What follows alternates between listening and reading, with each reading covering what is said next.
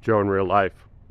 So today I'm doing one arm deadlifts and a little variation on my flank pullover that I stole from Atlas Power Shrugs. You'll probably recognize this movement as something I did on here just a couple days ago. The difference being that you're posted up more, so the side body's open quite a bit more, and I'm taking the press out and just moving through that kind of scapula position. It's rear delts for sure, but I think somewhat controversially, I think the better contributing factor here is rhomboids. We're getting into the scap. And just kind of moving through what may or may not be its limited range of motion. Really good movement. Really, really dig it. And a good variation. Now moving on to single arm deadlifts. Just singles today. 3 sets of 1.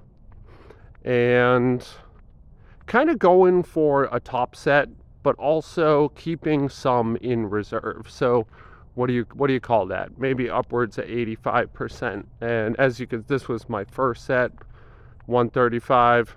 And as you can see, it's very unstable.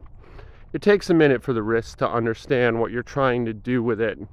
I often think that this is a fault of hand position, but as I do this lift more and more, I'm beginning to realize it's really not like the exact precise position of my hand and the grip of my fingers, but more wrist engagement, where the wrist is just not accustomed to that level of activation required for this movement.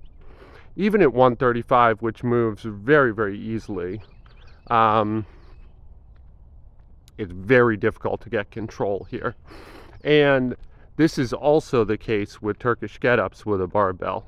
When you have it posted above, the weight is often hardly anything, but getting the hand to behave so that thing doesn't helicopter and then come crashing down on your head is quite a task, you know?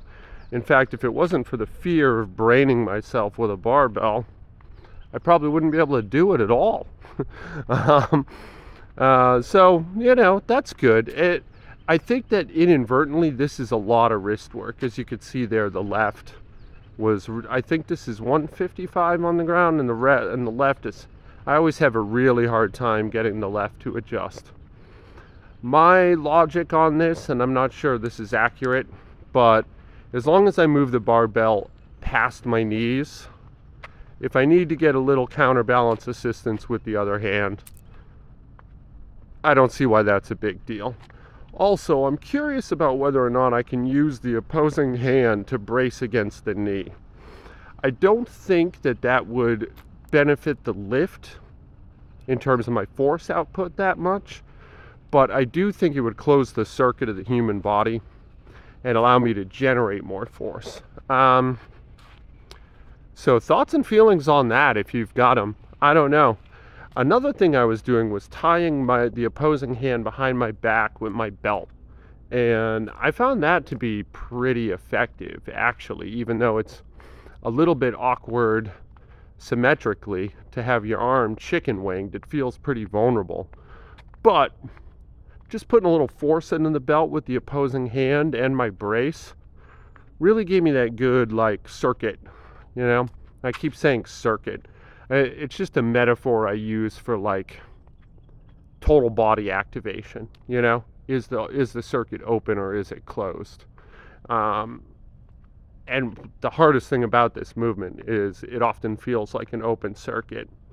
So I got to figure out a way around that. This is my top set, I think, with my left hand. I made a short with the right hand, 190. I feel like it was pretty ugly. Let's see. But anyway, this is Joe in real life. I love you guys. Be good to each other out there. And I'm going to strive hard to do the same. Yeah, right there, man. Maybe I got to do some wrist work. Anyway, I'll talk to you tomorrow. Peace.